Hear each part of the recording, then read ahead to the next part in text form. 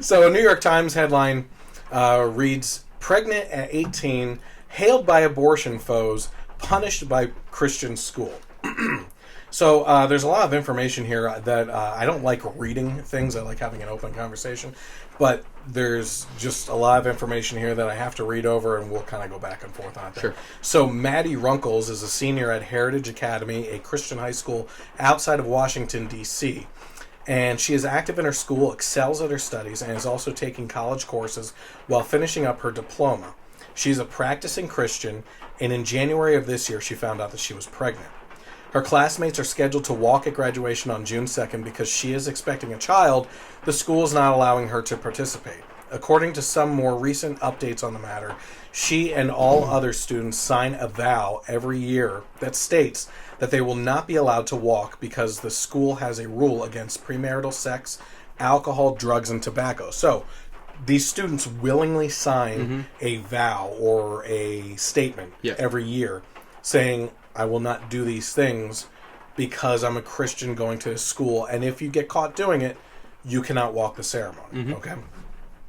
So, going right along with that, I'm agreeing with that up until this point here. Yep. Writers like Matt Walsh, do you know who Matt Walsh is? Mm-mm. Okay, he's a blog, Christian blogger on the Blaze and stuff. And a lot of other commentators seem to believe that what people are taking issue with is her not walking at graduation. But clearly, if they sign this pledge every year, she knew very clearly that what the consequences would be, which is what I'm saying. The real issue here is the fact that they made her stand up in front of the entire school to announce that she had sinned. So this is from the New York Times article. Maddi did consider abortion. After all, she was mere months away from graduating and attending college. Having a child would be hard.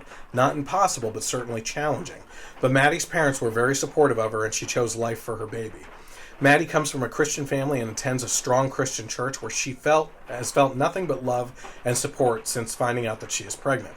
Maddi was stripped of her leadership positions in the student council and Key Club, but the bigger punishment for Maddi is that she will not be allowed to walk in graduation with her classmates on June 2nd. Her principal, Dave Hobbs, was going to inform the entire school that Maddi had broken the rules, but Maddi didn't want the information to go out through a secondhand source, so instead, she voluntarily got up in front of the entire high school and tearfully told them what she did and that she was pregnant. This is coming from her. I stood there in tears while my dad read half of my prepared statement until I could compose myself and read the rest of my own, admitting my mistake, but also saying that I chose life for my child, said Maddi, who's 18. Ultimately, it was decided that Maddi would be allowed to finish her classes at school, but as punishment, she would not be able to participate in her graduation ceremony in June. So what's with this public shaming? I mean, Matt, you've seen Matt on my podcast, not Matt Walsh in this case, but Matt is actually a leader at his church oftentimes. I don't know if it's a regular thing for him, but he jumped in on commentating on this. And he pointed out some Bible verses to me, as in James 5:16 on confessing sin to one another, and also in Matthew 18:15 through 19 on the order in which you bring these issues in front of an increasing audience, which whole other separate story we know very much about because of something that we have personally dealt with. But essentially what it says in Matthew is he's saying you go to the person who has sinned, and you talk to them about it, make sure that they realize it. If that doesn't work, you bring someone else to it and try to convince them. If that doesn't work, you bring like the elders of the church to a meeting and have them talk. Yeah. Then a larger audience with the congregation and the community, and it goes up and up and up until the person finally gets it right. Well, it seems like in this case, Maddi she got it. It seemed like she got it. I think she realized it in the first meeting that she would have had with this Dave Hobbs principal. There's Christians out there that make Christianity look horrible. The Westboro Baptist Church. There's I'll get to it in a little bit, but things that are said that shouldn't be said. And in this case, this Dave Hobbs essentially in my mind jumped the gun and went, okay, well, we had our meeting. Now let's publicly flog her with shame. In front of the entire school, like this kid's pregnant. She's dealing with that enormous emotional pressure right now. Mm-hmm. Like, thank God her parents backed her up and said, choose life for this child. Yeah. We will help you. We will support you. That's what I pray for everyone that lands in this situation. Yeah. Because kids are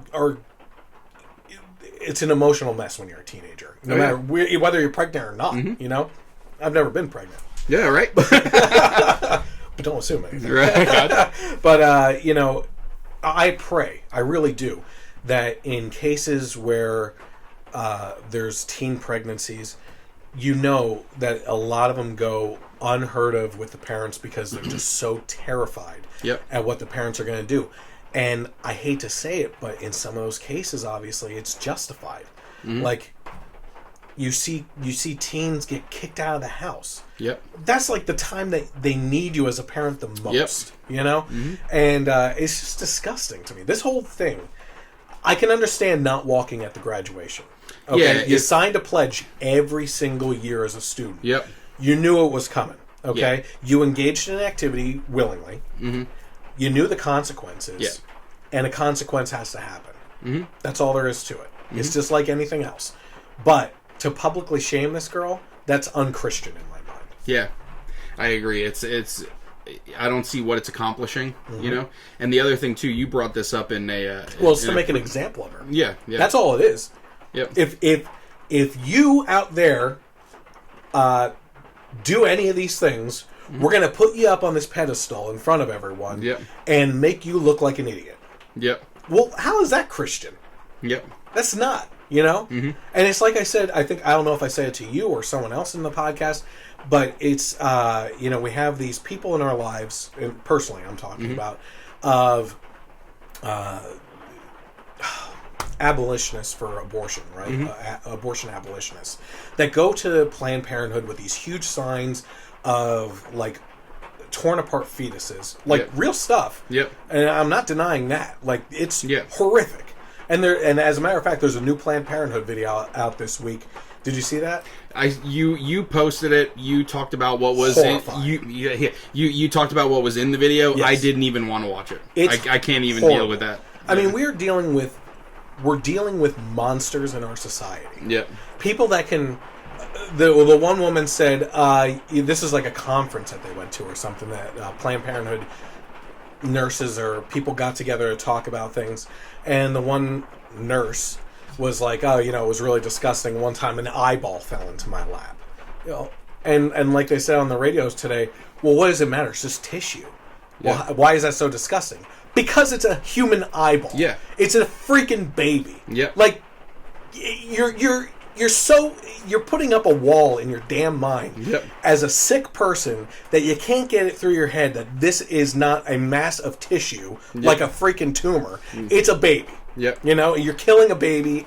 An eyeball fell in your freaking lap. The one woman was like, we've all had the experience where a head gets stuck down there and you have to crush it and the skull is sharp. Oh, well, God forbid you cut your freaking finger after killing someone. Yeah. You know what I mean? Like, I'm sorry, I'm getting worked up, but this is the stuff of horror. You know what I mean? Yeah. What was the other one? The nurses that are performing an abortion, and it doesn't go right, and the baby starts to be born, and it's still alive, so it would be considered a partial birth abortion. Yeah. So what they do is they quick grab another set of forceps and pull off the legs to let it bleed to death before they actually pull it out. So it's a full abortion. It's... Yeah, I hate making Nazi references, but that's the sick crap that you don't view human life as human life, and you can do this stuff and go home at the end of the night, and somehow these people have kids and can go home and look at their kids in the eyes after doing these things and completely disconnected. But in this case here, I'm getting off track now. I completely lost my thought. So the people that go outside with the big signs and everything, and then they start shouting down people like, how dare you go in there and get an abortion? Like, that is not the Christian thing to do. I'm sorry. I understand what you're trying to do. I understand that you're trying to save a life here and everything. But if they were to set up a lemonade stand type setup with a chair on one side, a chair on the other, and a Keurig set up on it with some coffee cups. Do you want to talk before you head in there? I'm here for you. I understand what you're going through. Listen, I'm a religious person. If you want to talk about that, we can. We don't have to, though. Yeah. If you're having second thoughts, here, have a coffee. Just talk with me. If you feel like you're trapped into making this decision, I have some alternatives for you. Let's just sit here and talk for a couple minutes. And if you want to go in there, I can't stop you. But I want to show you love. Reach across, so hold their hand. Yep. I understand you're going through a really tough time right now. Mm-hmm. Screaming them down and being a jerk, like the Westboro Baptists, is not the Christian thing to do. And the thing is, too, some of those people going into, say, a Planned Parenthood, they might not end up getting an abortion. Yeah. Because a lot of times for, not to get into, whatever, I'll just get it. Shoot. My wife and I, we were together for a little while, and then we found out that she was pregnant. Mm-hmm. And we went to, I don't think it was a Planned Parenthood, but it was a clinic just to go to for your initial, like, I'm pregnant doctor's visits. Yeah. Because, we weren't going to, like, our family doctors or whatever, and no family knew yet, Mm-hmm. And, we didn't end up getting an abortion. So you when they're going in and you're yelling at them, you don't even know what their intentions are. They might not be intending to have an abortion to begin with. Secondly, I'm also a religious person, and I have my faith that I follow, but abortion, I feel like for everyone it's a very religious topic. Yeah. But for me it's not even a religious, there's very little religion in how I feel about abortion. Okay. Just like an atheist, we can all agree that murdering a 5-year-old is wrong. It's the same thing to me. Yeah. Like, God, I have some friends on the left that are like, keep your religion out of the... Like, this has nothing to do with religion for me. It's just that I don't think that killing... And this... we said this last time. When I found out that we were having a baby, I felt like a father instantly, so I felt like there was a person right away. I understand there's scientific things before a heart starts beating and a body starts forming, but just me personally, I felt like instantly I was going to be a dad, Mm-hmm. So it's not a religious thing for me, honestly, even though it is for so many people. Yeah. But I even feel weird saying pro-life, pro-choice. Okay. You know what? I'm pro-choice. You made a choice and got pregnant. Yes, exactly. And I'm also pro-consequences. Yeah. And I'm pro-responsibility. Like, that's it. So you know what's going to happen, and there are situations, rape, incest. I've heard stories of a 9-year-old getting raped and getting pregnant. So...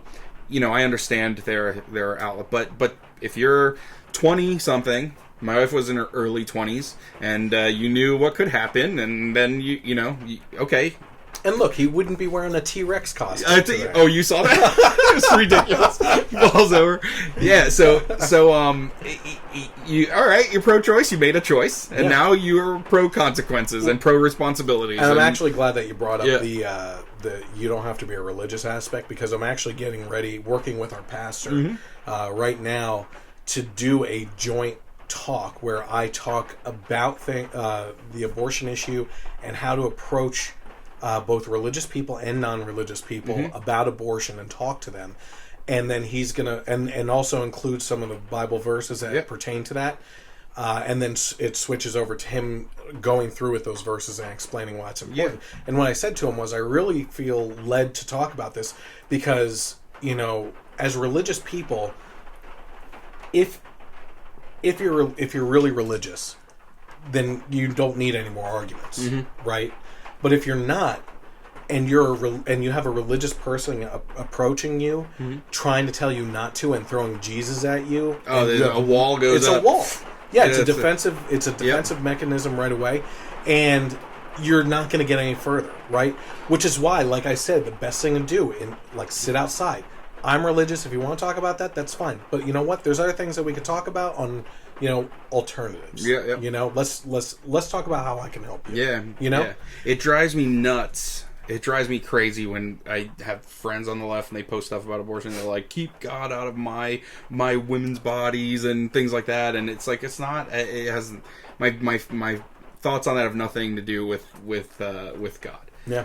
And then the other thing too that also drives me nuts in regards to this that they say is, oh, Trump's going to get rid of children's health care and cut the chip program. So they're all pro-life until it deals with this. Like, this goes back to pro-responsibility. Yeah. God forbid, I think you should be able to take care of your kids. Yeah. I'm so sorry. Oh, God. Like, oh, man. We're so pro-life until it has to do with you taking care of your kids. There was a video a couple of years ago of a woman that had like 16 kids with 4 or 5 different fathers, and something about, I think her welfare was taken away. Yeah. And she's like, well, who the heck is supposed to take care of my kids? You. Like, what? And the fathers, where are they? Like, get them back in the life. Yeah. What the heck? We have a friend from T-Mobile, Vic. I don't know if you ever see his posts. Vic, if you're watching what's going on. He befriended me because he's liberal. Oh, really? And he hated my opinion. He hasn't defriended me, and I kind of go back and forth and stuff, too. I think maybe it's because we like the same soccer team, too. That kind of. Oh, okay, yeah. But he posted something about... and I love Vic. I love you, Vic. I don't know why you if you're watching, me. Yep. Yeah. So, but he posted a story about like someone was saying, if when a black person has 16 kids, they call it irresponsible, but when a white person has 16 kids, they call it no. Oh, shut up. But no, they call it whatever that show was on TLC plus 8, K plus 8. And then if a Muslim does this or marries multiple women, they call it misogynistic, but if a white person does it, they call it sister wives. And so I responded to his post and I said, listen, I think I totally agree with you in the discrepancy and how we make it okay. That was the definition of white privilege. That's what the post was. And I said, listen, I agree that that's wrong, that we're saying it's okay for white people to do it. Yeah. But I said, but just so you know, the fact that that's happening doesn't make all the ethnic ones right. Yeah. It makes the white people also irresponsible, misogynistic. Yes. So absolutely. Where are you going with this? Yeah, that's absolutely right. So going back to the story here, I said that the fact is removing her from leadership positions in extracurricular activities and not allowing her to walk in the graduation ceremony was enough punishment. And I agree, she should be removed from leadership positions too. The public shaming was outrageous and very overboard. So shame on this Dave Hobbs, the principal of the school, and his actions. One more very insightful thing that Maddie said, the girl in this situation, was, this is very important, some pro-life people are against the killing of unborn babies, but they won't speak out in support of the girl who chooses to keep her baby. Mm-hmm. Honestly, that makes me feel like maybe the abortion would have been better. Then they would have just forgiven me rather than deal with these visible consequences. Mm-hmm. That's what these Christians have done. They have forced her into a position where she actually thinks that considering abortion would have been the better thing to do because they would have just forgiven her for that action. Yep. Instead of being responsible and going through and saving the life of the baby. Mm-hmm. That's pretty sick. Yeah, we are forcing these kids into that type of mentality. For someone as young as she is, too, to decide to keep the baby, that's to be commended, I think. Absolutely. That's courageous, And I even I want to disagree a little bit on as far as... I understand that she signed a paper saying that she wouldn't be able to walk, But, I mean, as a former high school kids are idiots. I mean, they're told by their school they have to sign this thing. Oh, we are going to be talking about idiots. Yeah, right. Next couple articles of kids. Yeah, especially considering that she took the high road with dealing with the consequences and the responsibilities of what is going to be ahead of her for life. Yeah, I wouldn't not let her walk. I guess that's just me. But I do get she signed a contract. She knew ahead of time, and dealing with consequences. So I kind of get that one. But even though I'm kind of like, what good is signing a pledge though if you see an example? Yeah, you're right. I agree with that. I just think that I don't know if the kids have a choice to sign the pledge. Mm-hmm. I feel like if they're like, hey, you know what, I don't know if I can do this. then it's like, okay, leave school. Go to a different school. Yeah. But I get it. She signed it, and you are at 15, 16, 17, you know what you're doing. As far as taking the leadership, removing her from leadership roles and stuff like that, you brought up in a previous podcast that, a church with every pew has sinners or something like that, Yep. So everyone is a sinner, and she did sin, and made a mistake. All sins are weighed equally. Yep, and is owning up to it. When it comes to like things of leadership positions, this even goes to how I feel about like affirmative action and things like that. If she's the most qualified for a position, I still think she should be able to do it. Because, again, her getting pregnant and her sin, that guy, whoever runs the school, he's a sinner, and he runs a school. Yeah. He is in a leadership position, imposing this on this 18-year-old girl. So, I feel like there should be some flexibility there on top of not making her... To your point, one of the things I said in the original post that I put up is exactly what you said. We are all sinners, right? Mm-hmm. And... that being the case, this Dave Hobbs is obviously a sinner too. Yep. He should be up on the podium every freaking morning talking about the sins that he committed the day before. If that's the case. You know what I mean? If that's the public shaming that you want to do, it's going to be a long freaking day going through the students and having everybody go one by one and doing what Catholics do in private in the confessional publicly to the whole school. Yeah, right. You know what I mean? Mm-hmm. So I asked the question, is this what we want the footprint of Christianity to look like? To have Christians contemplate committing evil acts because their Christian counterparts would forgive them more easily. Yep. You know what I mean? We need to continue to label sin as sin and not excuse some as outdated, but we also need to hate the sin while loving the sinner and helping them navigate their life if they are reaching out for your hand. You know? And that's exactly what I was talking about. There's a couple things wrapped up in there. Number one, trying to help them out. That's exactly the situation I was talking about. But at the same time, recognizing sin as sin, that's a big thing right now. You know, we have churches out there that say, well, this is no longer sinful behavior. We all know what it is. You know what I mean? Like, it is what it is. But, you're leading... What you're essentially saying, in my mind, is... the word of God here is true, except for this. Well, if you tear that apart, everything falls apart, because everything would unravel. It's a string from a sweater, right? Yep. You can't say one part of the Bible isn't true, because it unravels the whole thing. Well, if that sin is okay, then why can't I just kill someone? You know what I mean? Why can't whatever the sin is, you know what I mean? And again, like you said, we're all sinners. I'm not saying to be a perfect person and go out there and be sinless, Yep. But recognize what it is, recognize what is going on as sinful behavior, and go into a confessional if you have to. Stand up in front of a crowd if you want to. I don't care. Yeah, or even just say it to yourself. I shouldn't have done that. Yeah. Like, if anything, in prayer, you can, Yeah.